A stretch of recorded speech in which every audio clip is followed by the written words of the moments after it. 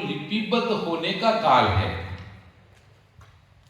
जो जैन धर्म से अनभिज्ञ है, जिन्हें नहीं पता है, वो सब बोलते हैं कि महावीर भगवान ने जैन धर्म स्थापित किया।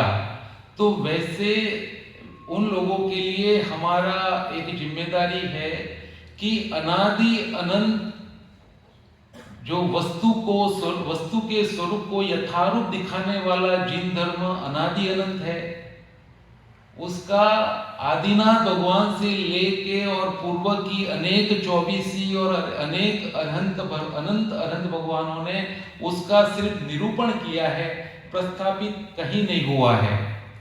सिर्फ 2000 साल जब बोला जाता है तो सिर्फ जिनवाणी, ये पंचम काल में, इस काल में जिनवाणी माता को लिपिबद्ध करने का एक काल है। वो उसी समय हमारी एक जिम्मेदारी बनती है और वो हमें हमेशा ध्यान में रखना चाहिए। 2000 साल से ये परंपरा दक्षिण भारत में अविरुद्ध रूप से अक्षुण्ण परंपरा अभी तक चली आई। हम सोचेंगे कि वो ये 2000 साल के काल में किन किन महानुभावों का, किन किन विद्वानों का इसमें योगदान रहा, और हमारे पास आज हम इतनी सरलता से जो स्वाध्याय करते हैं, वैसे जिनवाणी प्राप्त होने तक की जो पूरी यात्रा है वो कितनी गहन है और कितनी उसमें पूरा सार्थकता है कि कहीं भी एक श्रृंखला, एक कड़ी भी च्युत नहीं हुई, श्रृंखला टूटी नहीं।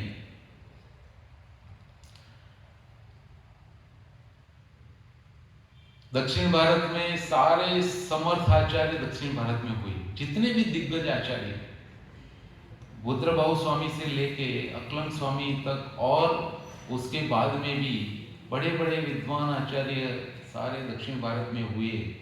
तो जितना भी जिनवाणी माता का लेखन वगैरह जो हुआ, लिपिबद्ध होना कार्य हुआ, वो अधिकतर दक्षिण भारत में ही हुआ। उसमें मुख्य तौर पर ये तमिलनाडु और कर्नाटका। तो हम पहले जैसे बात हो गई, हम समयसार जी और तमिलनाडु की बात करेंगे। आचार्य भगवान ने लिपिबद्ध करके उन ग्रंथों को किसी योग्य गृहस्थ के हाथों में या तो सुपुर्द किया या जिनालय में जाके विराजमान किया।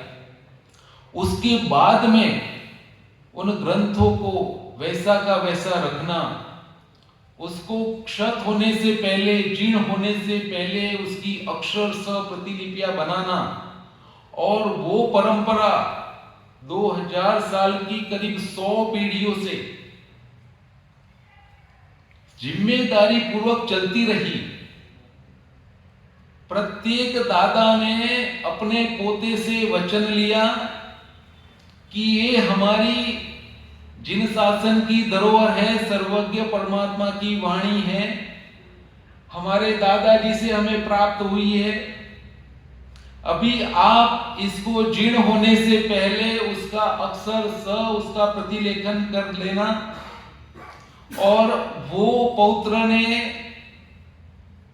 बड़ी निष्ठा पूर्वक वो वचन का पालन किया, और यही परम ना सिर्फ एक जिनवाणी का लिपिबद्ध किया, अनेकों जिनवाणी, अनेक ग्रंथों को, कई आवृत्ति उसकी प्रतिलिपियां बना के अनेकों जिनालयों में और मुनिराज के संघों में वो ज्ञानदान हेतु प्रदान किया।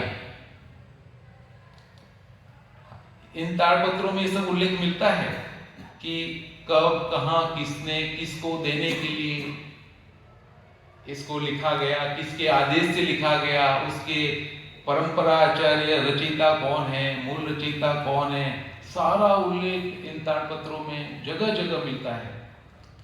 तो यही परंपरा वो बराबर 2000 साल से चलती रही। पिछले 5 वर्षों से कुन कहान पारमार्थिक ट्रस्ट मुंबई विलेपार्ला, उसके अधीन चल रही आचार्य कुन जैन संस्कृति सेंटर पोन्नूर मलई में ये गतिविधि चल रही है। वहां के इर्द गिर्द गांवों के जिनालयों में और गृह श्रावकों के घरों में वही परंपरा वाले जिनवाणी प्रतिलिपियां आज भी विद्यमान है। वो बड़ी भक्ति से उनका संरक्षण करते हैं। कुछ त्रुटियां हैं तो हम उसके लिए पूरक है, क्योंकि हमने पाया कि गांव में से जो यंगस्टर्स है वो माइग्रेट हो गए हैं कि व्यवसाय आदि के वजह से सिर्फ सीनियर सिटीजन्स गांव में रहते हैं और वो स्वयं का ही करने में थोड़े असमर्थ रहते हैं। तो ये सब जिनवाणी और जिनालय वगैरह का इतना भार स्वाभाविक नहीं रख सकते हैं अपने ऊपर। तो वैसे प्रसंगों में हमारे ट्रस्टीगण, हमारे वहाँ संस्था के सारे मिलके उनसे जाके निवेदन करते हैं कि ये जिनवाणी माता हमारी भी माता है और हम उनका सुरक्षा करेंगे, उसको डिजिटलाइज करेंगे और आपको वैसा अच्छी तरह से आपको वापस वहाँ विराजमान करेंगे। इस तरह से एक स्टैंडर्ड प्रोटोकॉल बना के हम ये सारा कार्य करते हैं। आज तक हमें काफी चुनौतियां मिली। इतना सरल काम नहीं है जो यहाँ मैं बैठ के बोल लेता हूँ, उतना वो जिनवाणी पाना, उतने ताड़पत्रों को लाना और उतना सरल तक नहीं हमें महसूस हुआ है। तो जहाँ जहाँ हमें चुनौतियां मिली तो हमने उसे अवसर में तब्दील किया। जैसे हमें जिनवाणी प्राप्त होने में चुनौती मिली कि कोई नहीं देता है जिनवाणी सुरक्षा। वो समझते हैं कि हमारे घर में ये अलौकिक जो जिनवाणी विराजमान है तो उसी की वजह से हमारा सारा ये कारोबार, घर बार सब चल रहा है, हम क्षीण हो जाएंगे, हम समाप्त हो जाएंगे, ये भी एक कारण है। और वो क्षीण जीर्ण भी हो जाए तो भी ऐसे प्रसंगों में भी वो देने के लिए, जिनवाणी को सुरक्षा करने के लिए, देने के लिए भी वो तैयार नहीं होते हैं। तो वैसे समय में हमने हमारे संस्था में, हमारे एंड में वो एक ऐसे मॉड्यूल हमने बनाया जिनवाणी संरक्षण का, standard SOP base, standard operating procedure base, ताकि उनका विश्वास हम प्राप्त कर सके।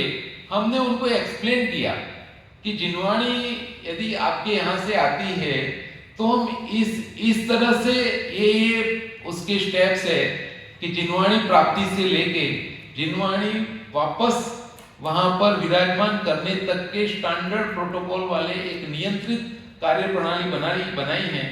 तो वो उतना हमने करने के बाद कुछ 21 गांवों से हमें विश्वास प्राप्त हुआ और अभी तक हमने 21 गांवों से करीब 991 ताड़पत्र और प्राचीन जिनवाणियों को हम अपने कोनूर क्षेत्र में लाए।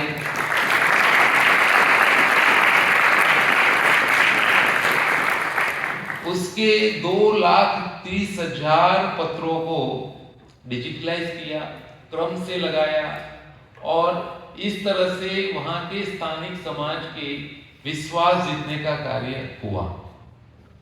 अब दूसरी चुनौती आई कि इन लिपियों को लुप्त हो चुकी है, बहुत कम विद्वान हैं। अन्य मतियों में विद्वान मिल जाते हैं ये लिपि जानने वाले, हालांकि भाषा संस्कृत और प्राकृत और प्राचीन तमिल है, लेकिन मुख्य तौर पे संस्कृत और प्राकृत है, क्योंकि जो आचार्य भगवान ने जो प्राकृत और संस्कृत में टीकाएं और शास्त्रों की रचना की तो वही भाषा इसमें है, लेकिन लिपियां वो अलग है। वहां तमिलनाडु में ग्रंथम लिपि में संस्कृत लिखा जाता है।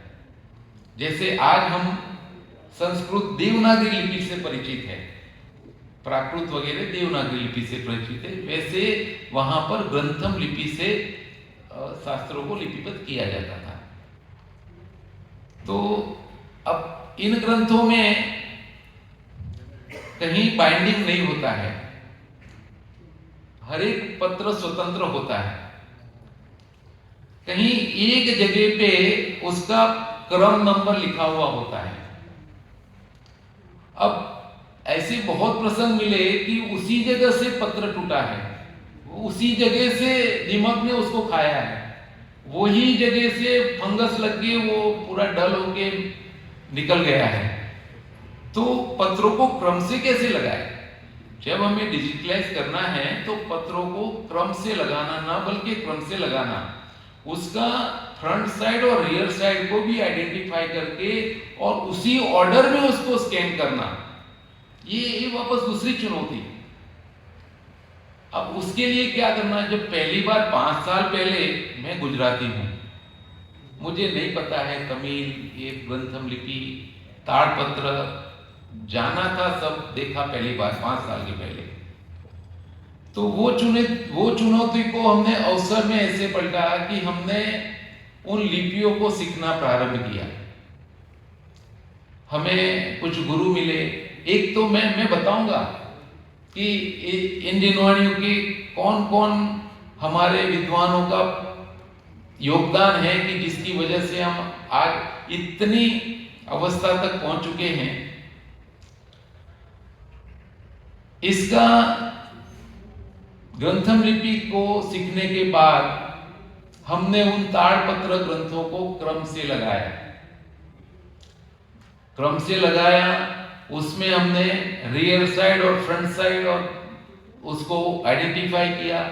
हर एक पत्र में 1A for front side, 1B rear side, 2A 2B, 3A 3B, 300A 300B, like that पूरा ग्रंथ।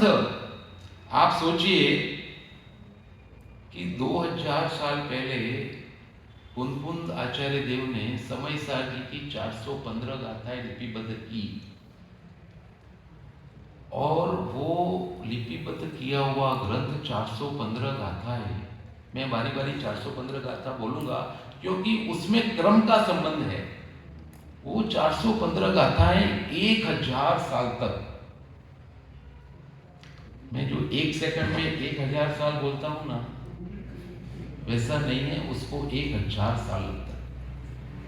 और 1000 साल की 50 पीढ़ी तक आपके और हमारे जैसे धर्मात्मा श्रावकों ने उस समय सार जी को ऐसा सारे ग्रंथों में समझ लेना, वैसा का वैसा क्रमबद्ध अनेक आवृत्ति बना के सुरक्षित रखा, तब जाके अमृतचंद्र स्वामी को मिला, तब हमें आत्मख्याति की प्राप्त हुई। आप ये परंपरा देखिए कितनी सुनियोजित और स्वयं घटित है। कोई ऐसी यूनिवर्सिटी नहीं थी कि इसके लिए शिक्षण मिलता था, इसके लिए ट्रेनिंग मिलती थी।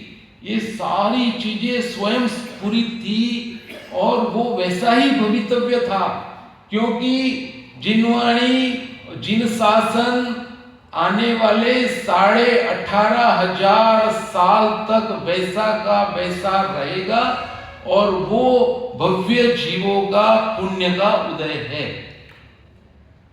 उसी लक्ष्य से इस प्रकार 300 साल के बाद वो आत्मख्याति टीका सहित वो आचार्य जिनसेन स्वामी को मिला, तब हमें तात्पर्य वृत्ति जी मिली। जयसेनाचार्य। ये परंपरा चलती चलती पंडित राजमल जी पांडे साहब, पंडित बनारसी दास जी, टोडरमल जी साहब, श्रीमद राजचंद्र जी, परम शुद्ध प्रभाव मंडल की स्थापना हुई। अब देखिए एक जीव को देशनालब्धि मिले, किसी एक जीव को भी सम्यक दर्शन और प्राप्त हो, मोक्ष मार्ग मिले, उसके लिए 2000 सालों से कितने विद्वान आचार्य, विद्वान गृहस्थ का योगदान रहा कि जिसकी वजह से आज हमारे लिए सरल जिनवाणी उपलब्ध है। 102 साल पहले गुरुदेव श्री को समय सारणी प्राप्त हुआ, तब हमें ऐसा लगा कि पैरों के नीचे से जमीन सरक गई। लेकिन ऐसा नहीं होता है, पैरों के नीचे से जमीन सरकती वरकती नहीं है। ये समय सारी पढ़ने से ऊर्ध्वगमन शुरू होता है। इसीलिए ये आ तो अशरीरी बनवानो शास्त्र है, ऐसा स्वयं निकलता है। ये उद्भूत कोई बने बनाया नहीं है। समझाणु कहाँ है, समझाणु कहाँ है, तो वो स्वयं इतने समझे हैं, इसलिए बोलते हैं समझाणु कहाँ है। जब आहा बोलते हैं तो कोई वो ऐसे आहापन, वो जम्बाई खाते हैं और आहा करते हैं, वैसा नहीं है। ये हृदय की उद्गार है कि वो समर्पण भाव है उन आचार्य भगवान और सर्वज्ञ परमात्मा की वाणी को। तो इस प्रकार, इस तरह से जिनवाणी माता हमारे तक प्राप्त हुई। और अब हमारी जिम्मेदारी है कि जो आने गए पिछली 100 पीढ़ी से जो ये कार्य चला, और उसको हमें और आगे ले जाना, ताकि आने वाली पीढ़ियों को पता चले कि 2000 साल से सर्वज्ञ परमात्मा की साक्षात वाणी किस तरह हमारे पास आई है। आप सोचिए कि एक समय ऐसा था कि सिर्फ वक्ता के समक्ष जिनवाणी विराजमान होती थी। देखो, श्रद्धा और विश्वास का श्रेष्ठ उदाहरण है ये जो मैं बताता हूं। बैठे हुए 300, 400, 500 वक्ता एकाग्रता से, विश्वास पूर्वक वो सुनते थे, ग्रहण करते थे, तब जाके वो संस्कार की परिपाटी आज तक हमारे तक पास मिली है। आज यदि एक जैन बच्चा 1000 लोगों के बीच में भी खड़ा होगा तो अपनी आइडेंटिटी सिद्ध करेगा। वो अपने आप उसके विचार, वाणी और वर्तन से सामने वाले को प्रभावित करेगा। वो सिद्ध करेगा कि ये जैन है, तभी ये ऐसा वर्ताव कर सकता है। और ये हमारी जिम्मेदारी भी बनती है कि हम लोक व्यवहार में भी इस तरह से हम प्रस्तुत हुए कि जिससे हमारे जिन शासन की महिमा बढ़े और जिन धर्म की प्रभाव ना हो। सिर्फ स्वाध्याय हॉल में और मंदिर में जिन धर्म को सीमित नहीं रखना है। हम जहां कार्यवंत है, जहां हम अपना करियर बनाते हैं, जहां मित्रों के साथ बैठते हैं, तब वो जाके हमारे से एक सीख लेके जाना चाहिए कि हाँ, ये जैनों की ये प्रवृत्ति है और हमारे में उनको आदर्श दिखना चाहिए। ये हमारी जिम्मेदारी है। प्रत्येक विद्वानों ने, जब एक समय था, समयसार जी की स्वाध्याय होता था, तो विद्वान के पास एक 415 का था लिखा हुआ एक ग्रंथ होता था। दूसरा ग्रंथ आत्मख्याति जी का था। तीसरा ग्रंथ और किसी टीका का था। एक पत्र को वो उठाते थे, वंदितु सब सिद्धे धो मचल मनोबलम। उसके बाद में नमः समय साराय, एक पत्र को रख के दूसरा पत्र, फिर तीसरा पत्र, इस तरह से परंपरा चलती थी स्वाध्याय की। मैं ये बताना चाहता हूं कि आज हमारे लिए कितना स्वर्णिम काल है कि वक्ता जो जिनवाणी का स्वाध्याय कराता है तो 200 श्रोताओं के पास वो जिनवाणी उनके पास होती है। जिम्मेदारी कितनी बढ़ जाती है। पहले भी कोई जिम्मेदारी कम नहीं थी, पहले ज्यादा जिम्मेदारी थी कि वो अक्सर वो बताना चाहते थे कि आचार्य भगवान ने क्या प्ररूपित किया है। और आज स्वयं हम भी देख लेते हैं, और उतना ही नहीं, स्क्रीन पे भी अक्सर सा आ रहे हैं, उसके नीचे हाइलाइटर भी चल रहा है। सिर्फ हमें उपयोग लगा के एकाग्रता करनी है, बस इतना ही करना है। यदि हम उससे वंचित हुए और यदि उतना नहीं कर पाए तो हमारे लिए इससे बड़ा कोई दुर्भाग्य हो नहीं सकता। इस प्रकार इन जिनवाणी माता का हमारे तक आना वो स्वयं ही एक सार्थक है। बातें बहुत है, समय की मर्यादा है, आपको जिनवाणी भी दिखाना है। किसी के हमारे बहुत कुछ विद्यार्थी है जो स्वयं प्रत्यदर्शी है, जिन्होंने पोन्नूर में ये सब कार्य हमारा देखा हुआ है और उन्हें पता है। आप भी कभी गंगा में स्नान करना हो तो हरिद्वार आइए, जिनवाणी माता को देखना हो, उसका और साक्षात लाभ लेना हो तो पोन्नूर पधारिए, वहाँ बहुत लाभ मिलेगा। कभी न कभी मौका लेके समूह में परिवार के साथ वैसा प्लान करना, सारी व्यवस्था वहाँ पर उपलब्ध है। सारे अपना पुनपुन कान पारमार्थिक ट्रस्ट के अंतर्गत सारी वहाँ व्यवस्था चलती है। ये मैं एक ताड़पत्र जिनवाणी यहाँ पर लाया हूँ, ये करीब 450 साल पुरानी है। उन ताड़पत्रों पे लिपिबद्ध किया हुआ मुनीश्वरत स्वामी का जीवन चरित्र है। ये उस ग्रंथ का एक भाग है जो महापुराण कहा जाता है, उसका उत्तर पुराण आचार्य जिनसेन स्वामी ने शुरू की, आचार्य गुणभद्र स्वामी ने उसको समाप्त किया और उसी में से मुनीश्वरत भगवान का जीवन चरित्र इसमें लिपिबद्ध है। अब आप देखना, विद्यार्थी सब आएंगे सब, और कोई स्पर्श नहीं करेगा क्योंकि वो बहुत नाजुक होते हैं और स्वयं ताड़पत्रों की एक मर्यादा है। बातें बहुत है, मुझे भी बहुत उत्साह है, मुझे बहुत बताना है। आप स्वयं कभी पोन्नूर आओ, 2-2 घंटा मैं आपके साथ में बैठूंगा, 2-2 घंटा मैं आपको विवेचन दूंगा, आपको क्या चाहिए मैं समझाऊंगा, दिखाऊंगा। लेकिन आज कल से कुछ कनिष्ठ विद्यार्थियों की एग्जाम भी है, तो वो भी तैयारी करनी होती है। तो हम ये जिनवाणी देखेंगे। मैंने एक बात बताना रह गया मेरा, सब 2-3 मिनट में इसको समाप्त करूंगा।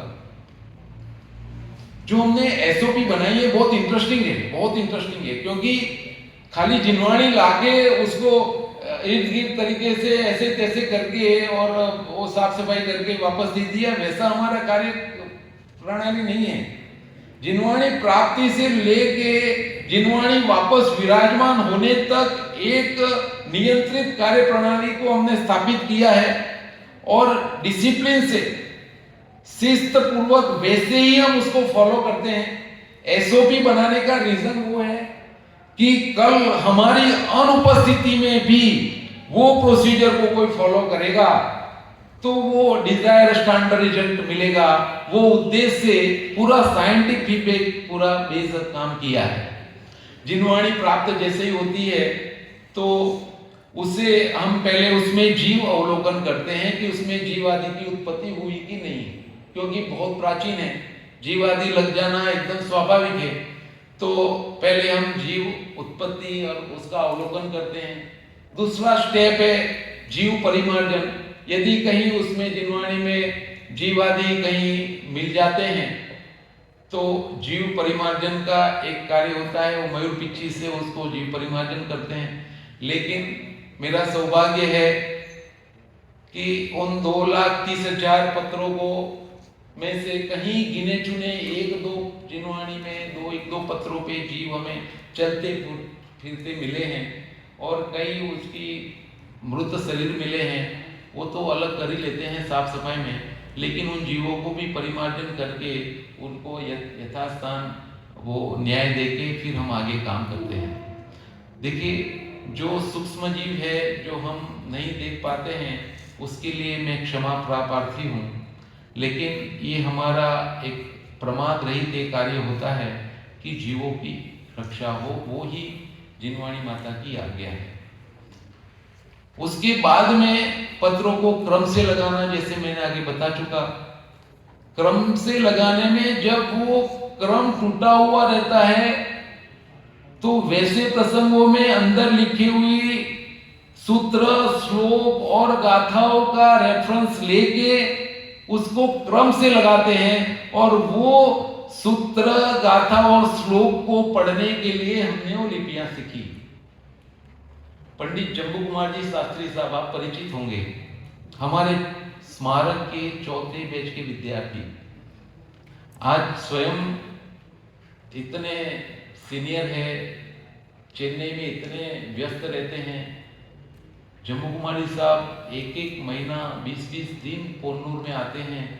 हमने ये पूरा जब डिजिटलाइज किया हुआ सारे ग्रंथ, क्रम में लगाए हुए सारे ग्रंथों को हम एक एक पत्र उनके सामने खोलते हैं, और जम्मू कुमार जी साहब उसका विवेचन लेते हैं, उसका विषय वस्तु देखते हैं, वो बोलते रहते हैं, मैं लिखते रहता हूँ, और इस प्रकार इन ग्रंथों का परिचय भी हम लेते हैं। जम्मू कुमार जी शास्त्री ही क्यों? क्योंकि उनकी योग्यता है, वो सबसे पहले तमिल भाषी है, तमिल उनकी मातृभाषा है, स्मारक में रहे हैं इसलिए उन्होंने देवनागरी सीखी है, संस्कृत उन्हें पता है, प्राकृत पता है, और सबसे महिमा बड़ी बात, उनको जीन आगम पता है, उनको सम्यक्त मिथ्यात्व और अनेकांश पता है। तो वैसे ऐसे प्रमाणित विद्वान जब इन ग्रंथों का विवेचन करेंगे तो वो विवेचन कितना प्रमाणित होगा। इसलिए ऐसे जम्मू कुमार जी साहब का बड़ा योगदान है, और उनके आश्रय से ये सारा कार्य बहुत सुचारू रूप से चलता है। वहाँ भी हमारे पंडित संभव कुमार जी शास्त्री जो कोटा से किए हुए हैं, श्री राजीव कुमार जी वहाँ के जो मैनेजर साहब हैं, और मुंबई ऑफिस में भव्य भाई और आदि, ये प्रासुक जी है जो लोनावाला में है, ऐसे अनेक 2-4 मतलब विद्वानों का इसमें समर्पण है, और उसी वजह से आज हम इतना सुचारू रूप से सारा कार्य कर लेते हैं।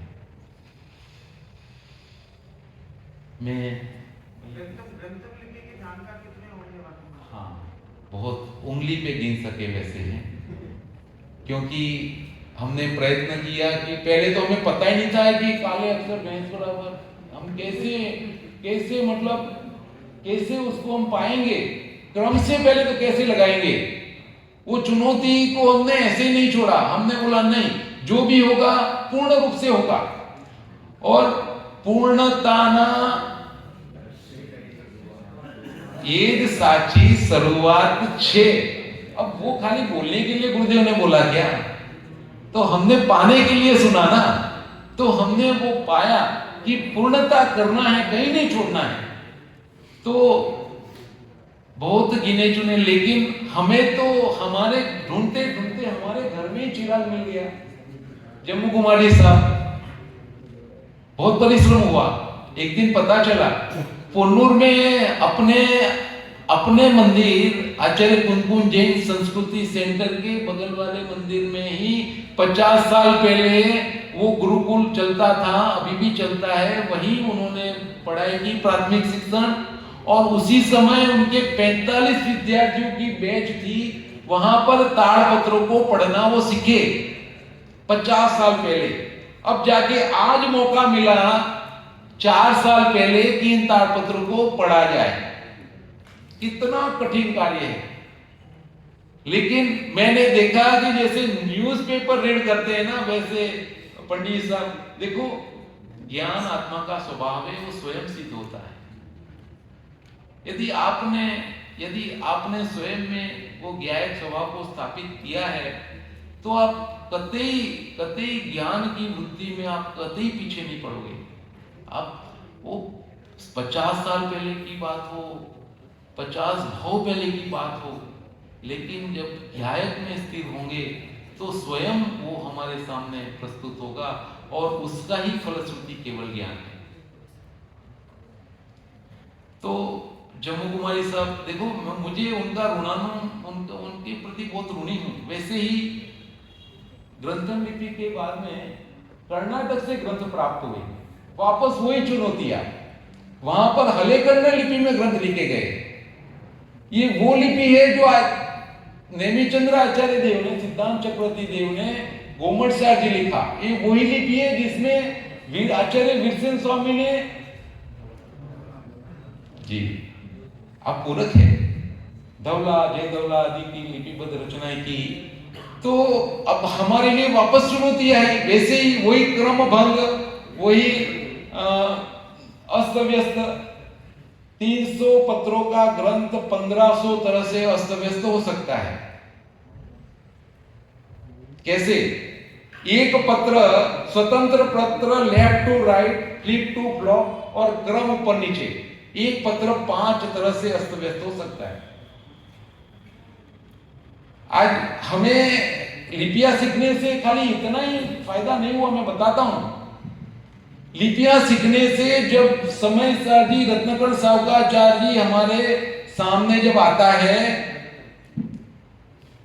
जब स्क्रीन पे जब वो ताड़पत्र को हम 400, 450, 500 साल पुराना ग्रंथ स्क्रीन पे हम जब देखते हैं, तो उसी समय अभी के वर्तमान प्रकाशित ग्रंथ हमारे सामने, मेरे सामने टेबल पे रहता है।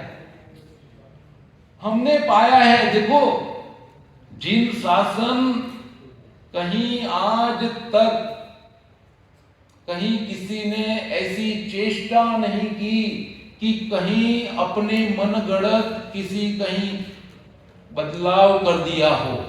ये हमारी आज ये उपलब्धि है।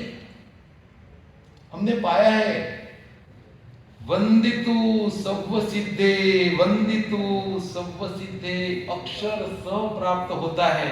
नमः श्री समय साराय स्वानुभूत्य, नमः श्री वर्धमानाय विषया सावसाति तो आपते नो छिन्न दोषे, सम्यक दर्शन ज्ञान चारित्राणि मोक्ष मार्ग। एक एक सूत्र, एक एक गाथा, एक एक श्लोक जैसा आचार्य भगवान ने लिखा है, वैसा ही पीढ़ी दर पीढ़ी लिखा गया और वैसा ही आज प्रकाशित हुआ है। आप सोचिए कि यहां से इस विद्यार्थी के कान में कुछ वाक्य बोला जाएगा, वो यहां बोलेगा, वो वहां बोलेगा, और जब इनको कि क्या क्या बोला, क्या सुना आपने, तो कुछ भलता ही आंसर मिलेगा, खाली इतनी श्रृंखला में। और ये 100 पीढ़ी की श्रृंखला बनी और स्वयं बनी। कोई स्टैंडर्ड यूनिवर्सिटी नहीं थी कि जो सबको पढ़ाए, और हरेक क्षेत्र के तत्कालीन तत्समय के विद्वानों ने उस प्रतिबद्धता से उन जिनवाणी माता का प्रतिलेखन किया। और सिर्फ प्रतिलेखन नहीं किया, उन आचार्य भगवान के भाव भाषण को यथारूप वैसा का वैसा भाव भाषण को प्रस्तुत करने के लिए उन्हें उस समय की तत्कालीन वाणी भाषा में और लिपि में यदि कोई शब्द नहीं मिला तो दूसरी भाषा से वो शब्द को लेके वो भाव भाषण को पूर्ण किया। कितनी बड़ी जिम्मेदारी है। तब जाके आज हमारे लिए समझाणु कांई કરીને समझावाड़ा मळ्या छे। अब कहीं भी देखो, जिन शासन कोई ऐसी वैसी बात नहीं है। आप स्वयं देखो, आप सब युवा है, अध्ययनरत है, आपको अनेक विद्वानों का और ग्रंथों का अभ्यास होता है, लाभ मिलता है। और मुझे भी बड़ी जागृति पूर्वक ये सब बता रहा हूं कि मैं किसके सामने बात कर रहा हूं। ये इस तरह से सारी कार्यप्रणाली चलती है। उसको हम हाई रेजुलेशन में और लेटेस्ट फॉर्मेट में डिजिटलाइज करते हैं। डिजिटलाइज करने के बाद उन ग्रंथों को प्राकृतिक औषधीय तत्वों वनस्पति के अर्कों से उसको प्रिजर्व करते हैं। उसमें लेमन ग्रास ऑयल, निबोडिका तेल, कैस्टर ऑयल, नीम सीड ऑयल इत्यादि द्रव्यों को उपयोग करके उसको प्रिजर्व करते हैं। और वो करने के बाद करीब 15 से 20 साल तक उसमें दीमक आदि जीव उत्पन्न नहीं होंगे, वैसी हमें आश्वस्त हुए हैं। इसलिए उसे हम, क्योंकि 20 साल नहीं हुए मैं कार्य करते हुए, पूर्व में होता था, लेकिन वो अपना लेकिन हमने जो ये 5 द्रव्यों को एकत्रित किया, वो पूरा उसकी उसके सारी प्रॉपर्टीज को हमने स्टडी किया, उसका रोल स्टडी किया और अकॉर्डिंग उसका एक कॉमन पॉट बनाया और फिर उसको अप्लाई करके हम जिनवाणी को सुरक्षित करते हैं और फिर उसको नए बंधन में उसको बंधन करते हैं पूरे। आप देखिए समय बहुत जा रहा है नहीं, मर्यादा है, मैं समझता हूँ, कोई बात नहीं, हम कभी मौका मिलेगा। मुझे बहुत उत्साह होता है क्योंकि आप लोग को ये मुझे बताना चाहिए, आप तक पहुंचना चाहिए, ये मेरा उद्देश्य है।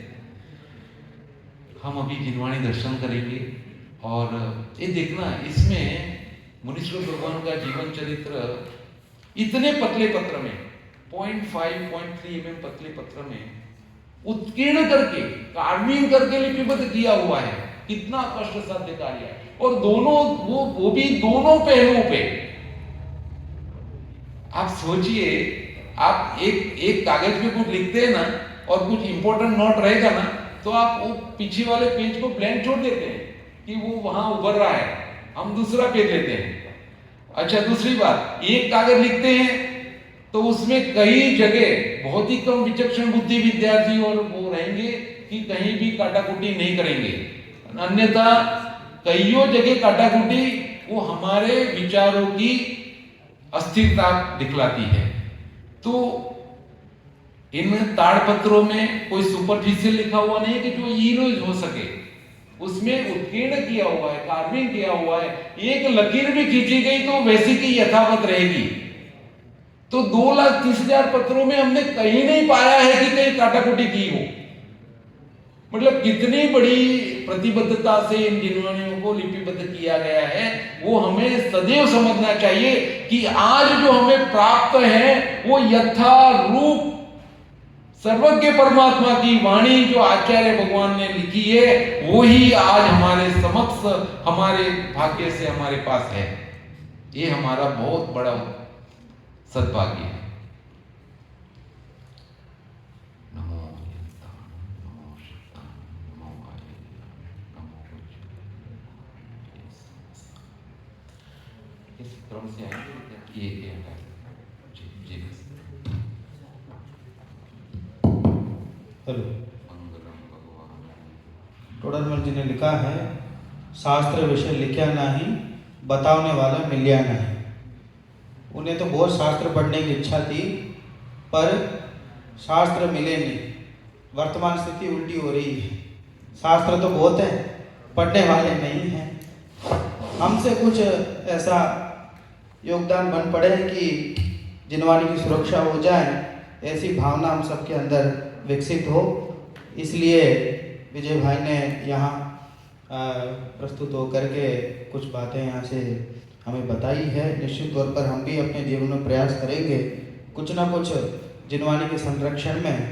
वैसे दादा तो ये कहते थे कि जिनवाणी को यहाँ संरक्षण करो, वो ज़्यादा ज़रूरी है, तो वो व्यवहारिक रूप से ये भी ज़रूरी है।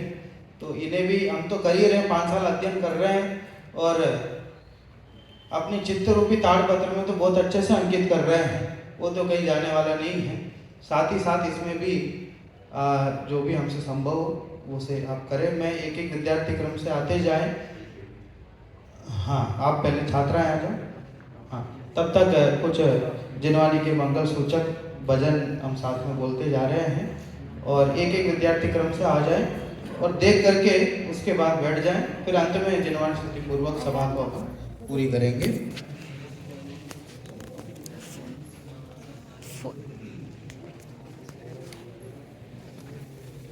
आचार्य कुंद देव के संदर्भ में यह भजन है, यहाँ से प्रस्तुत कर रहे हैं। आचार्य कुंद कुंद जो भारत में नाते, अध्यात्म समय सार हमें कौन सुनाते। आचार्य कुंद कुंद जो भारत में नाते, अध्यात्म समय सार हमें कौन सुनाते। यहाँ से मुनीश्वर भगवान का जीवन चरित्र आज जो भारत में नाते, सुधात्मा की बात कहो कौन सुनाते। रच करके कौन देता आत्म ख्याति समय ये सा भाषा संस्कृत रच है, करके इसको कौन देता आत्म ख्याति समय सा धीरे धीरे ये दोनों पहलुओं पे इस तरह से लिपिबद्ध किया है। दोनों पहलू गुणों से भरा हृदय तुम्हारा उनके बिना हृदय न शांति कौन दिलाते आचार्य कुंद कुंद जो भारत में नाते अध्यात्म समय थी वो जलती कसाय अग्नि सहज भाव जलाती जलती कसाय अग्नि सहज भाव इंक से लिखने के लिए सलीका, ये ऐसा तो कुछ धातु का मेटल का कुछ ऐसा सलीका रहती है, ऐसे एकदम पैनी साथ, उससे वो कार्विंग होता है और उसको लिखने की भी बड़ी बड़ी विचित्र शैली है। वो उसको है ना ऐसा ऐसा वो पकड़ा जाता है और ये हाथ में ऐसे ताड़पत्र पकड़ा जाता है। आप सोचिए, मतलब ये सब इतना आसान है जो हमारे अभी सामान्य परिचय में है। वो इस तरह से इतना ही प्रेशर दिया जाता है। जैसे आप सीएनसी मशीन में देखा होगा, वो एक्स वाई और जेड 3 एक्सिस होते हैं, तो ये जेड एक्स हुआ, तो जेड एक्स से वो उसको उतना ही प्रेशर दिया जाता है कि वो आधे तक वो कार्विंग होके रुक जाए और ये नाखून से उसको डायरेक्शन किया जाता है। ये नाखून ऐसा बड़ा हुआ रहता है लिपिकार का और उससे वो अक्षर को डायरेक्शन दिया जाता है और पत्र को ऐसे ऐसे मूव किया जाता है। अब सोचिए, मैं बताता हूँ, देखो आपको ये ताड़पत्र में प्रकृति ने, ये देखो 3 लेयर का होता है ताड़पत्र, मुख्य आम तौर पे 3 लेयर। उसका जो ये ऊपर का और नीचे का लेयर है ना, वो हॉरिजेंटल है, जैसे ताने बाने होते हैं ना अपने कपड़ों में, हाँ, तो उसके आड़े धागे हैं और बीच वाला जो देखो आपको दिखेगा, ये पूरा नहीं कटा है, देखो बीच में है, तो बीच में वो ऐसा स्क्वायर है, ताने बाने ऐसे लगे हुए जो इसको स्ट्रेंथ देते हैं और ऊपर नीचे का वो जो ऊपर का नीचे का लेयर है उसमें लिपिबद्ध किया जाता है। प्रकृति ने ताड़पत्र को बनाया ही ऐसा लगता है कि जिनवाणी लिपिबद्ध होने के लिए। ये एक अपनी कल्पना है। ये इस तरह से पूरा अब देखो, अब ये यहाँ पर खाया है लेकिन वो यहाँ तक नहीं आ पाया, बीच में। यही आश्चर्य, ये चित्रकला कोई स्टैच्यू ऑफ लिबर्टी कोई आश्चर्य नहीं है। आश्चर्य ये चित्रकला कैसे की उन्होंने? वो तो ऐसे ही, वो आरंभ और अंत में ऐसा लिखा हुआ है। वो जब क्लियर हो सकता है कि हाँ वो कुछ मिस्टेक नहीं, आपने कहा ना कि आचार्य ने कोई मिस्टेक ही नहीं की, वैसे कहीं भी वो जिनने प्रतिलिपि लिखी उन लेखक का नाम तो हाँ इसमें रहता है ना, हर एक ग्रंथ में उस समय के लिए वो अभी सिद्ध होना है, वो होता है। लेकिन कब लिखा, कहाँ लिखा, उसकी प्राचीनता, किसके लिए लिखा, किसको देने के लिए लिखा, सारा विवरण आगे वाले प्रथम पेज में होता है या तो अंतिम पेज में होता है। हाँ, प्रशस्ति और रंगोली जैसे बनाते हैं ना, ठीक है। ये छा छी। अब इसमें ऐसा है ना कि जैसे जिन कुमार जी, जैसे की अपन देवनागरी में की, खी, गी एक ही पैटर्न में लिखा जाता है। ये हले कन्नड़ में ऐसा नहीं, की अलग लिखा जाता है, खी अलग लिखा जाता है और गी अलग लिखा जाता है, उसकी मात्रा। हाँ, जैसे वू अलग लिखा जाता है, मुंह अलग लिखा जाता है। तो वो भी हमें उसका हर एक का अपना एक वैविध्य है, लिपि और भाषा का। चलो जाओ।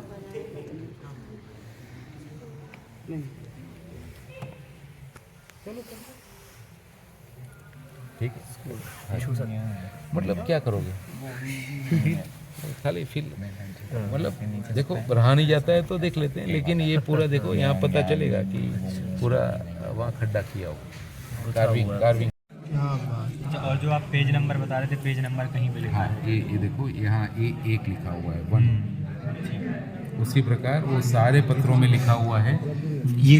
हाँ ये देखो ये चार नंबर लिखा हुआ है, वो वही लिपियों में लिखा हुआ रहता है। अब कई पर ये 5 नंबर लिखा है, अब कई जगह पे वहीं से टूटा हुआ रहता है, वहीं से दीमक ने खाया रहता है। तो वैसे प्रसंगों में ये जो बीच में ये कैसे जमा ये दीमक ने उसको ठीक है। जैसे पेज नंबर साइड से फटा तो आप कैसे जमाते हैं फिर उसको पढ़ के अंदर जो विषय वस्तु को और वो गाथा को सूत्रों का आधार लेके उसी रेफरेंस से उसको क्रम से लगाते हैं। ठीक है। और ये वो वर्णमाला है जिसके आधार से ये लिपियां हमने सीखी है। अच्छा। और वो लिपियां सीख के ये सारा कार्य होता था। मतलब ये देखिए जैसे आत्मख्याति टीका से पूरा समय सार जी हमने ट्रांसलेट किया है, वैसे ये ग्रंथम लिपि है। और ये दोनों लिपियों में ये देखिए समय सार जी हाँ ये हले कन्नड़ लिपि, ये ग्रंथम लिपि। वैसे ही पूर्ण ये प्रवचन सार जी है पूर्ण। इस तरह से दोनों लिपियों में ये इसके आधार से लिपियां सीख के ये कार्य हुआ। चलो आज